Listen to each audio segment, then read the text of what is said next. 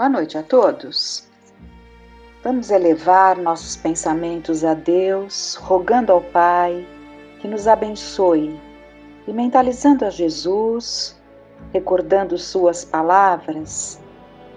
Eu sou o grande médico das almas e venho trazer-vos o remédio que vos há de curar. Os fracos, os doentes, os sofredores, são meus filhos prediletos. Venho salvar-vos. Vinde a mim, todos vós que se achais cansados e sobrecarregados, e sereis aliviados e consolados. Das ovelhas que meu Pai me confiou, nenhuma se perderá. Vossas almas não estão esquecidas. Eu, o divino jardineiro, as cultivo no silêncio dos vossos pensamentos. Venho instruir e consolar a todos os pobres deserdados, dizer-lhes que elevem a sua resignação ao nível de suas provas, e chorem, pois a dor foi consagrada no jardim das oliveiras, e que esperem, pois a elas também virão os anjos consoladores secar suas lágrimas. Vamos então retomar aquela situação do livro Ação e Reação, em que André Luiz, junto de uma equipe, está observando ali a família de Ildeu. Então, o Ildeu, marido de Marcela, por desejar separar-se, mas não querendo afastar-se das filhas, planeja tirar a vida da esposa. Mas quando ia concretizar seu plano, sua filhinha Márcia, que dormia, é levada por Sila a contemplar, em corpo espiritual, o que estava por acontecer. Então ela volta ao corpo bradando desvairada: papai, não mate, não mate. E Marcela, a esposa, considerou então que ele iria se suicidar e roga para que ele buscasse então uma nova vida com a mulher que o fizesse feliz. Então, continuando no texto, o próprio Ildeu, não obstante o sentimento empedernido, sentia-se tocado de piedade, agradecendo no íntimo a versão que a esposa digna e abnegada oferecia aos acontecimentos, cuja direção não conseguira prever. E encontrando a escapatória que de há muito buscava, longe de ouvir os brados da consciência que o concitavam à vigilância, exclamou a feição de vítima: realmente não posso mais. Agora para mim só restam 2 caminhos: suicídio ou desquite. Marcela, com o auxílio do assistente, descarregou o revólver, reconduziu as crianças ao sono e deitou-se atribulada. Nos olhos tristes, lágrimas borbulhavam na sombra, enquanto orava a súplice na torturada quietude do seu martírio silencioso. Ó meu Deus, compadece-te de mim, pobre mulher desventurada, que fazer sozinha na luta, com 3 crianças necessitadas? Todavia, antes que a dor pungente se lhe metamorfoseasse em desânimo destruidor, Silas aplicou-lhe passes balsamizantes, hipnotizando-a com que a flagelada senhora, em desdobramento, se colocou inquieta diante de nós. Tomando-nos a conta de mensageiros do céu, então ela adormece, se afasta do corpo e toma a presença deles, percebe a presença deles, tomando-os como mensageiros do céu. Na cristalização dos hábitos em que comumente mergulham as almas encarnadas, ajoelhou-se e rogou amparo. Silas, porém, soergueu-a bondoso e explicou: Marcela, somos apenas teus irmãos. Reanima-te. Não te encontras sozinha. Deus, nosso Pai, jamais nos abandona. Concede, sim, liberdade ao teu esposo, embora saibamos que o dever é uma bênção divina da qual pagaremos caro a deserção.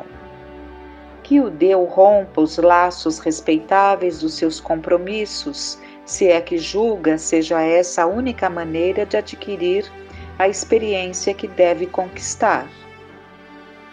Haja, porém, o que houver, ajuda-o com tolerância e compreensão. Não lhe queiras mal algum, antes roga a Jesus, o abençoe e ampare onde esteja, porque o remorso e o arrependimento, a saudade e a dor para os que fogem das obrigações que o Senhor lhes confia, convertem-se em fardos difíceis de carregar. Sabemos que a Ele te ligaste em sagrada aliança na empresa redentora do pretérito próximo. Ainda assim, se ele esmorece à frente da luta, em pleno exercício da faculdade de escolher, não será justo lhe violentes o livre-arbítrio, impondo-lhe atitudes que a ele compete cultivar.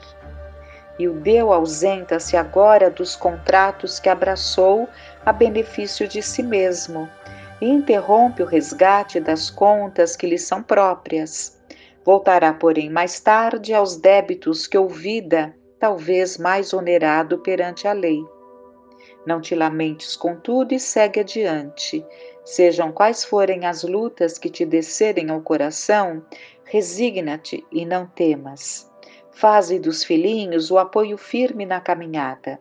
Todo sacrifício edificante no mundo expressa enriquecimento de nossas almas na vida eterna. Renuncia, pois, ao homem querido, respeitando-lhe os caprichos do coração, e aguarda o futuro com esperança. E porque Marcela chorasse, receando por vir, em face das contingências materiais, Silas afagou-lhe a cabeça e asseverou prestimoso: para mãos dignas, jamais faltará trabalho digno. Contemos com a proteção do Senhor e marchemos com desassombro. Enxuga o pranto e ergue-te em espírito à fonte do sumo bem. Nesse ínterim, parentes desencarnados da jovem senhora assomaram carinhosamente ao recinto, estendendo-lhe as mãos. E nosso orientador confiou-lhes Marcela, chorosa, rogando-lhes ajuda para que a víssemos restaurada. Retiramo-nos em seguida. Foi então que as nossas perguntas explodiram insopitáveis. Por que Marcela, meiga e honesta, era odiada pelo esposo assim tanto? Por que a preferência de o deu pelas filhinhas com tanto desdém pelo primogênito? E a separação em perspectiva? Seria justo procurar o nosso mentor fortalecer aquela mãezinha desventurada para o desquite, ao invés de incentivá-la à recuperação do amor e do devotamento do companheiro? O assistente sorriu com manifesto desencanto e obtemperou. Há nas anotações do apóstolo Mateus certa passagem na qual afirma Jesus que o divórcio na terra é permitido a nós outros pela dureza dos nossos corações. Aqui, a medida deve ser facultada à maneira de medicação violenta em casos desesperadores de desarmonia orgânica. Na febre ou no tumor maligno, por exemplo, a intervenção exige métodos drásticos, a fim de que a crise de sofrimento não culmine com a loucura ou com a morte extemporânea. Nos problemas matrimoniais agravados pela defecção de um dos cônjuges ou mesmo pela deserção de ambos do dever a cumprir, o divórcio é compreensível como providência contra o crime, seja ele o assassínio ou o suicídio. Entretanto, assim como o choque operatório para o tumor e a quinina para certas febres são recursos de emergência, sem capacidade de liquidar as causas profundas da enfermidade, as quais prosseguem reclamando tratamento longo e laborioso, O divórcio não soluciona o problema da redenção, porque ninguém se reúne no casamento humano ou nos empreendimentos de elevação espiritual no mundo sem o vínculo do passado. E esse vínculo quase sempre significa débito no espírito ou compromisso vivo e delongado no tempo. O homem ou a mulher, deste modo, podem provocar o divórcio e obtê-lo, como sendo o menor dos piores males que lhes possam acontecer. Ainda assim, não se liberam da dívida em que se acham incursos, cabendo-lhes voltar ao pagamento respectivo, tão logo seja oportuno. E porque as nossas muitas interrogações pairavam no ar, o generoso orientador prosseguiu. No caso de Ildeu e Marcela, já meticulosamente estudada em nossa mansão, temos duas almas em processo de reajuste há vários séculos. Para não nos perdermos em compridas perquirições, convém lembrar tão somente algumas notas da existência última, em que ambos, como marido e mulher, aqui mesmo no Brasil, se entregaram a difíceis experiências. Ele, depois de casado, continuou irrequieto entre a irresponsabilidade e a aventura, nas quais seduziu duas moças, filhas do mesmo lar. Primeiramente enganou uma delas, abandonando a esposa que a lei lhe havia confiado. Passando, porém, ao convívio da segunda companheira, que patrocinava o desenvolvimento da irmãzinha menor, que os pais à beira do túmulo lhe haviam entregue, Ildeu não vacilou em aguardar-lhe a floração juvenil para submetê-la igualmente aos seus caprichos inconfessáveis. Entrando em franca decadência moral, precipitou-as no meretrício, em cujas correntes de sombra as pobres criaturas se viram quais andorinhas aprisionadas na lama. Abandonada a esposa, que era então a mesma companheira de agora, a Marcela, não é? A sofredora mulher, incapaz de sofrear-se no insulamento, após 5 anos de expectativa e solidão, aceitou a companhia de um homem digno e trabalhador com quem passou maritalmente a viver.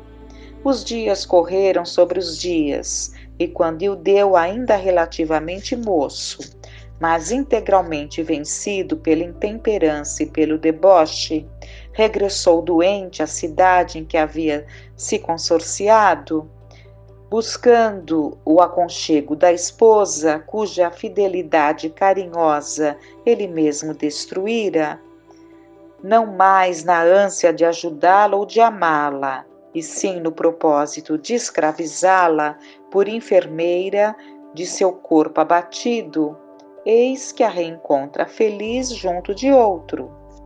Movido de incompreensível ciúme, de vez que renegar o lar sem motivo justo, não suporta ver a alegria da companheira, matando-lhe o eleito do coração. Dentro em breve, todo o grupo de Ildeu infelicitou se reúne, todo o grupo,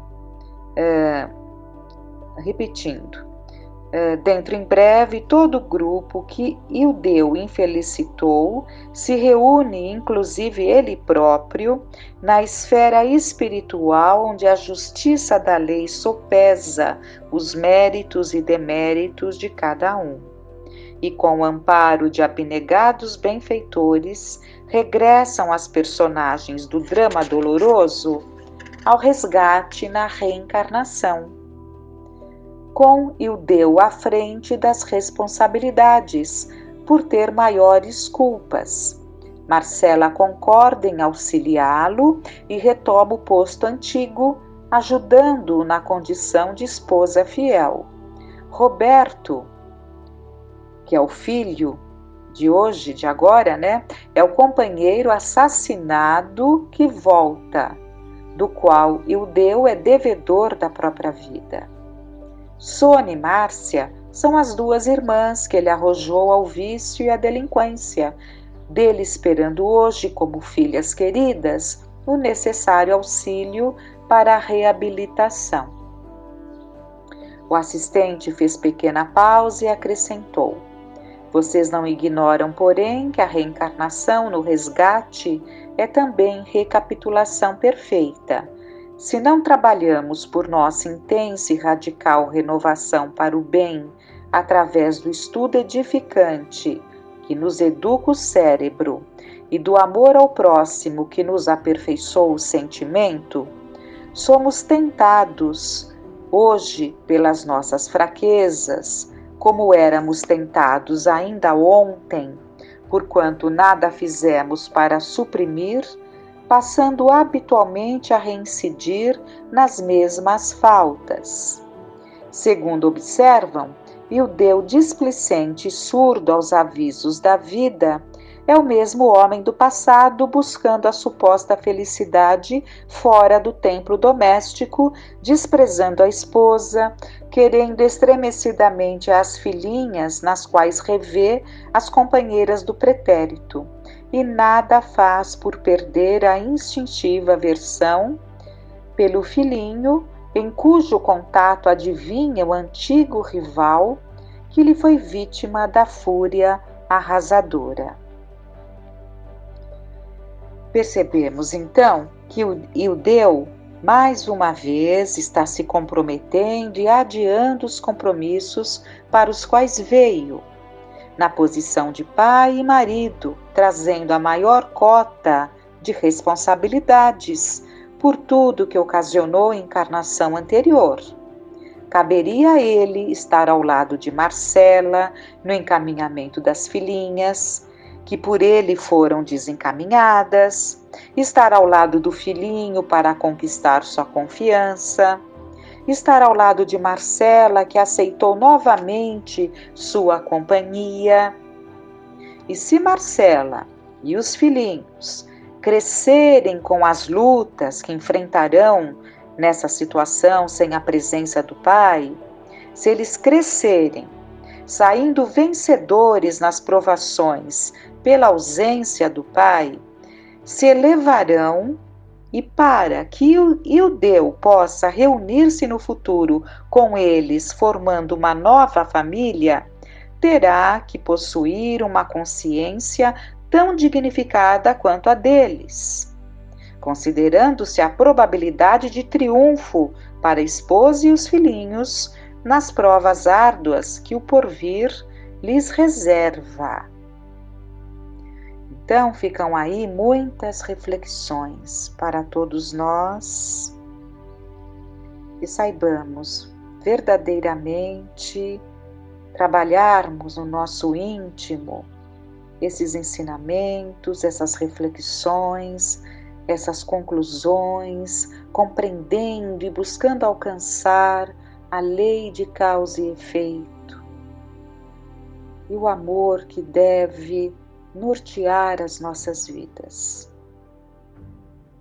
Tenhamos uma noite de paz.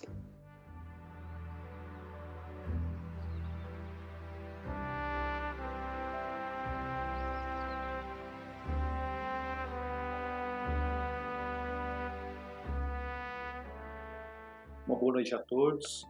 Hoje nós trouxemos do livro Encontro Marcado, que é um livro do Chico Xavier pela psicografia de Emmanuel, em que no capítulo 14 ele fala sobre a cólera em nós, prejuízos da irritação. Ele vai aqui nos falar sobre as consequências desses sentimentos que temos de irritação, de raiva, né, de ódio, que as consequências extremamente danosas aí para a nossa vida e para a vida daqueles que nos rodeiam.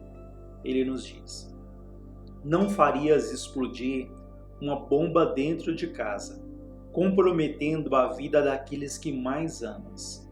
No entanto, por vezes, não vacilamos em detonar a dinamite da cólera, aniquilando as energias dos companheiros que nos trazem apoio e cooperação.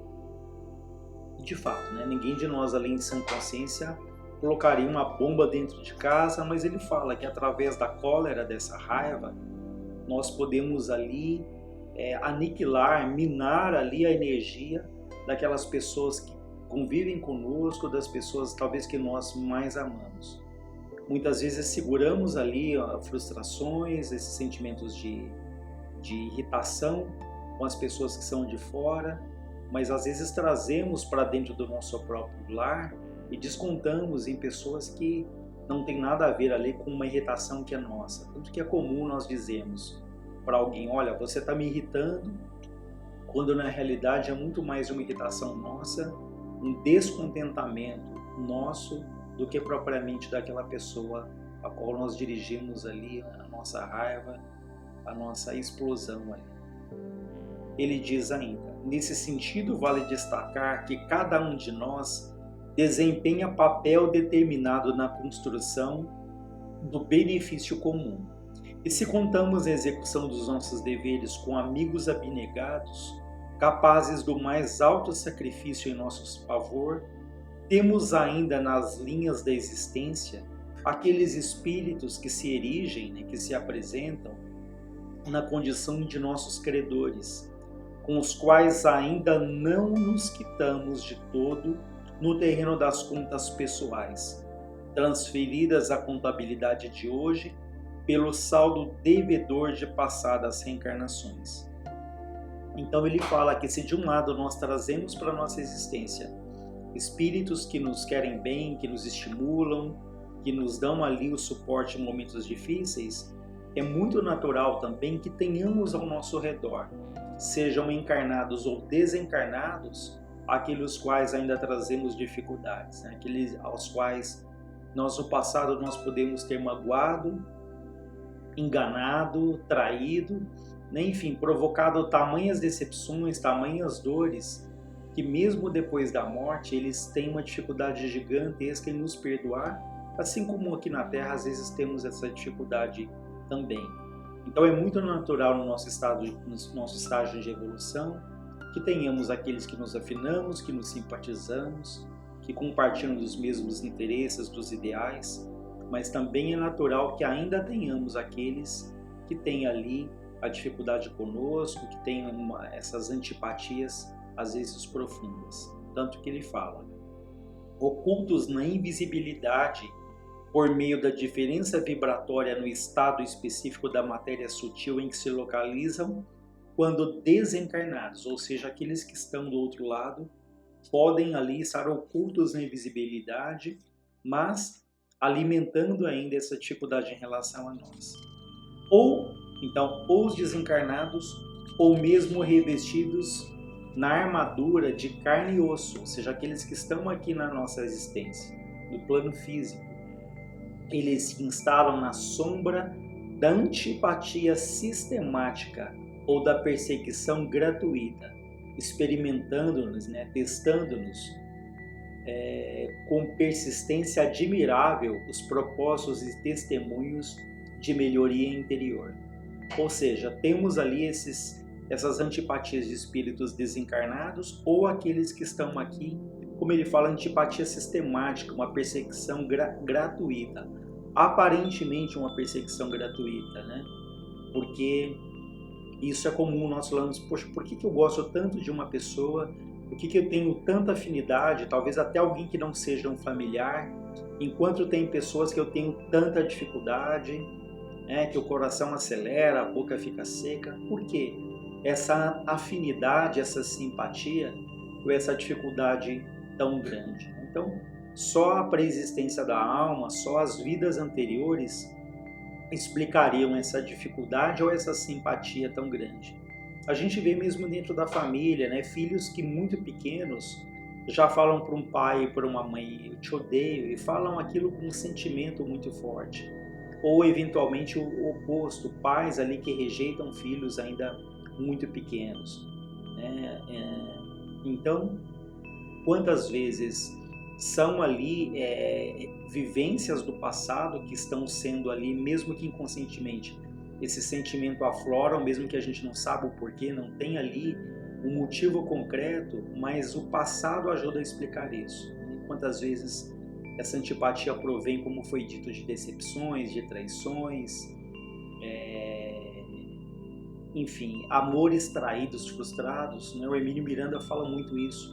Uma das grandes causas desses processos de obsessão tão intensos, um dos grandes motivos são traições. Né? Quando nós ali prometemos alguém,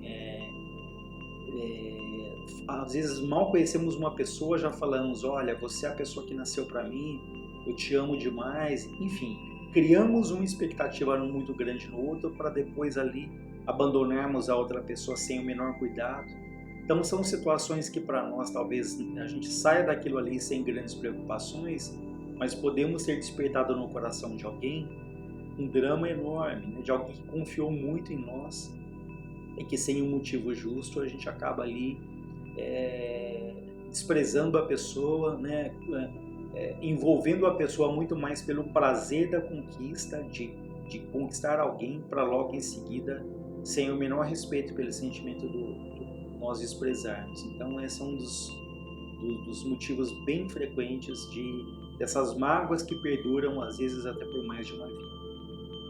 E ele diz, é assim que vamos vencendo em exames diversos, opondo valores morais entesourados na alma ao assédio das provas, como sejam paciência na adversidade, a resistência na dor, a fé nos instantes de incerteza, a generosidade perante as múltiplas solicitações do caminho.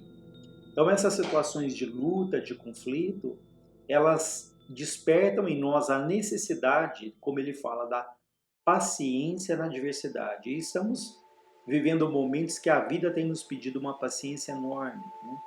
E que todos nós, mais ou menos, estamos ainda sendo impactados por toda a realidade que a gente está vivenciando e que tem pedido ali muita paciência, muita esperança, muita fé, né? Não desanimarmos perante as dificuldades que têm surgido.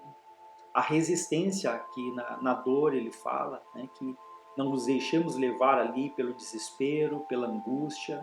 É claro que há dias melhores, há dias piores, há dias que nós estamos mais ou menos animados, mas ele nos recomenda que jamais nos deixemos ali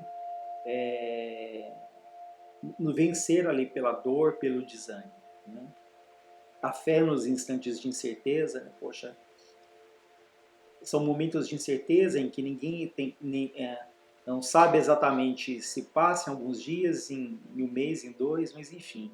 Acima de tudo, a fé em Deus, a certeza de que Deus está ali no leme e que tudo caminha para o bem, né? Que são períodos ali de dificuldade, mas acima de tudo de aprendizados, e que Deus ali está ali amparando o planeta, amparando cada um de nós individualmente. Então, mais do que nunca, são dificuldades, mas mais do que nunca as pessoas estão ali buscando a espiritualidade, buscando a religiosidade, buscando se unirem, se preocupando uma com as outras. Então, da aparente desgraça, existe ali, se bem aproveitado, existem muitos ganhos, existem muitos aprendizados. E ele diz, olha, chega porém o dia em que nós somos intimados ao teste da dignidade pessoal. Então, dentro desse conceito das dificuldades, dos relacionamentos, ele fala que chega o dia em que nós vamos intimados, né, ao teste da dignidade, ou seja, que nós de fato vamos ser testados naquilo que nós dizemos, né? Então ele fala, seja pelo dardo do insulto ou pelo espinho da desconsideração, somos alvejados no amor próprio. E se não dispomos suficientemente de humildade e compaixão, eis que a altivez ferida se assemelha em nós a um estopim afogueado, de que a cólera irrompe em fuzilaria de pensamentos descontrolados, arruinando-nos preciosas edificações espirituais do presente e do futuro. Então, todos nós, em alguns momentos da vida, nós somos ali colocados em teste, como ele diz, através do dardo do insulto, quando somos acusados, quando somos insultados, e sobretudo naquelas situações em que nós falamos, que julgamos que não temos culpa, que somos vítimas. Esse é um exercício gigantesco de não revidar, né, de não devolver na mesma moeda, porque às vezes nós nos queixamos muito que as pessoas são duras, que elas são agressivas, que elas foram injustas conosco, mas se nós revidamos na mesma altura, entramos naquela mesma sintonia, o que nos diferencia daquela pessoa que nós tanto abominamos ali a atitude dela, né? Que nós tanto recriminamos aquela atitude, mas sem perceber nós agimos da mesma maneira, desejando o mal, sendo agressivo, sendo violento, seja através de atos, ou seja através de palavras, ou mesmo de pensamentos, que o nosso pensamento ele também tem força. Então, essas situações de acusações, de insultos, são verdadeiros testes, né, para que a gente não entre ali na mesma sintonia.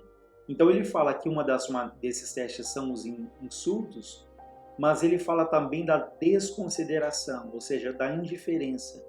E sabemos que muitas vezes dói mais a indiferença de alguém do que propriamente ali uma agressão, um insulto, né? Quando nós vamos nos sentindo morrendo dentro do outro, que a outra pessoa tem de fato essa desconsideração, essa indiferença, como se não existíssemos. Então isso são verdadeiros testes ali que testam se de fato a gente tem essa dignidade pessoal, né? Não a dignidade do revide, mas aquela de termos essa fé, a confiança em Deus, a confiança em nós mesmos, e não deixando que isso ali nos abale ou que nos faça nos sentirmos menores ali do que realmente somos. Tanto que Frei Fabiano ele fala, né? Olha, o melhor, ele diz, o que há de melhor em mim é a centelha divina. O que há de melhor em todos os homens é a centelha divina também. Não tenho, portanto, qualquer motivo para me sentir melhor ou pior do que qualquer criatura. Vejam, não tenho qualquer motivo para me sentir melhor ou pior do que ninguém. Nada pode justificar o orgulho ou o desprezo. Então é muito interessante esse conceito que ele nos traz da humildade. Você não se sentir nem melhor, nem pior do que ninguém. A humildade é você se aceitar, se reconhecer com as suas facilidades, com as suas conquistas, mas também ali com as suas dificuldades, com as suas imperfeições, mas não se achando nem melhor, nem pior do que ninguém. Ele nos diz então, retomando que somos testados seja pelo insulto, seja pela indiferença, né? E que quando a cólera nos domina nessas situações, ele fala, temos ali pensamentos descontrolados, aquelas situações em que ficamos horas, dias, meses, talvez até muitas existências, com um pensamento fixo, revidando, perseguindo, nos defendendo, né? Então é uma imagem que eu acho bem interessante, que quando você tem esse sentimento em relação a alguém, é como se você ficasse preso a essa pessoa. Quanto mais você alimenta essa mágoa, essa raiva, esse ódio, mais esse vínculo, esse cabo que te liga a essa pessoa, ele vai ganhando volume, ele vai ganhando consistência, né?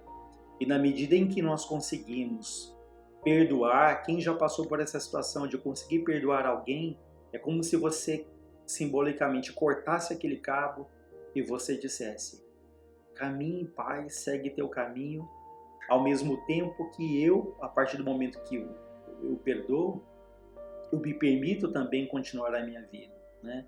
E o oposto, à medida que a gente vai alimentando aquele sentimento, revidando, desejando o mal, você fica preso àquela pessoa, àquela situação, né? Então isso é um veneno para nós mesmos. Nós trazemos a ilusão de que quanto mais odiarmos, isso aplaca nosso sentimento, mas é o oposto.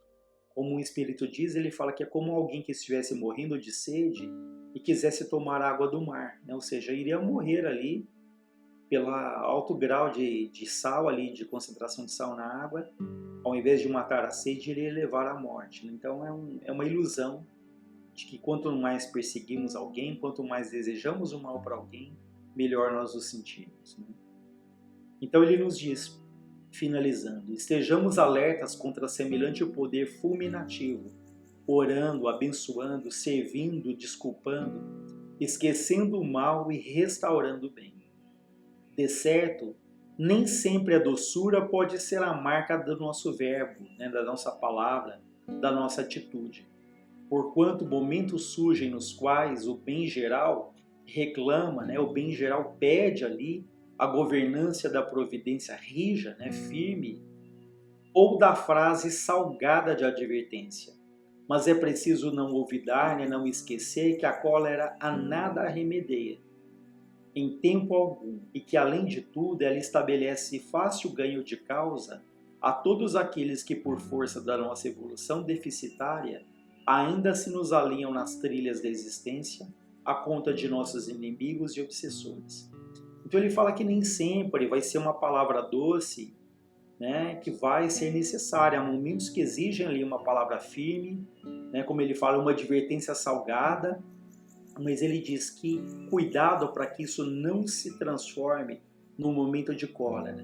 Então existe às vezes uma linha que é muito sutil, muito tênue, entre sermos enérgicos, procurando ali um bem comum, e entre sermos coléricos, agressivos, né? Então ele nos alerta para que, se há momentos que precisam dessa firmeza, que essa firmeza ela não se traduza ali em agressividade, mas que seja uma energia para o bem comum e não só uma energia que se transforma em agressividade pensando só na nossa defesa ou no nosso ponto de vista.